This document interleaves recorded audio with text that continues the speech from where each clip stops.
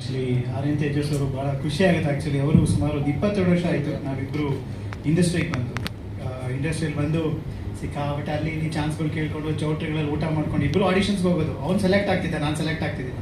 ಕಾರಣ ಬೆಳ್ಳಗವನೇ, ನಾನು ಬೆಳ್ಳಗಿದ್ದೀನಿ.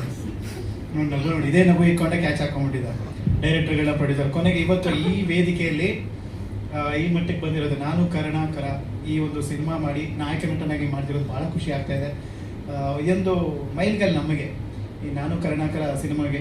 ಜೊತೆಗೆ ಇವರು ಒಂದು ಕನಸು ಇವತ್ತು ನನಸಾಗಿದೆ. ಆಲ್ ದ ಬೆಸ್ಟ್ ಗೆಳೆಯ, ಒಳ್ಳೆಯದಾಗಲಿ.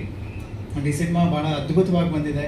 ಆ್ಯಂಡ್ ನಾನು ಸಾಂಗ್ ಎಲ್ಲ ನೋಡಿದ ಜೊತೆಗೆ ಶೂಟಿಂಗಲ್ಲೂ ನಾನು ಸ್ವಲ್ಪ ಭಾಗಿಯಾಗ್ತಿದೆ. ಪೂರ್ತಿ ಯಲಂಕ ಭಾಗದಲ್ಲಿ ತೆಗೆದಿರುವಂಥದ್ದು.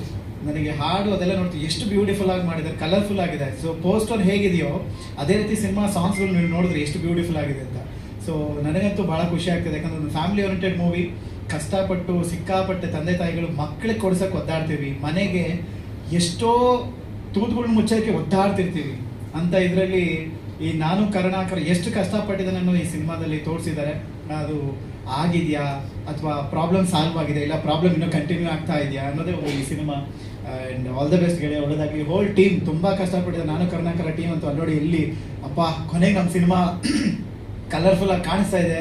ಆ್ಯಂಡ್ ಬ್ಯೂಟಿಫುಲ್ ಆಗಿ ಸಾಂಗ್ ಬಂದಿದೆ. ನನಗಂತೂ ಸಾಂಗ್ ಅಂತೂ ಬ್ಯೂಟಿಫುಲ್ ಆಗಿ ಇಷ್ಟ ಆಗಿದೆ ಸರ್. ನಾನು ಅದಕ್ಕೆ ಹೇಳ್ತೀನಿ ಸರ್, ಸಾಂಗ್ ಏನಾದರೂ ಯಾರಿಗಾದ್ರು ಕೊಟ್ಟಿದ್ದೆ? ಇಲ್ಲ, ನಮ್ಮ ಪಾಪ್ಕಾರ್ನಲ್ಲೇ ಮಾಡಿದ್ದೀವಿ ಅಂದರು. ಸೂಪರ್ ಸರ್ ಅಂತ ಹೇಳಿದರು. ಭಾಳ ಖುಷಿ ಆಯಿತು. ಆಲ್ ದ ಬೆಸ್ಟ್ ಒಳ್ಳೆ ಟೀಮ್ಗೆ, ಎಲ್ಲರಿಗೂ ಒಳ್ಳೇದಾಗಲಿ. ದಯವಿಟ್ಟು ಸಿನಿಮಾನ ಫ್ಯಾಮಿಲಿ ನೋಡುವಂಥ ಸಿನಿಮಾ ಇದು. ಆ್ಯಂಡ್ ಎಲ್ಲರೂ ನೋಡಲಿ ಅಂತ ಕೇಳ್ಕೊತೀನಿ. ಆಲ್ ದ ಬೆಸ್ಟ್ ಗೆಳೆಯ, ಒಳ್ಳೇದಾಗಲಿ. Thank you madam.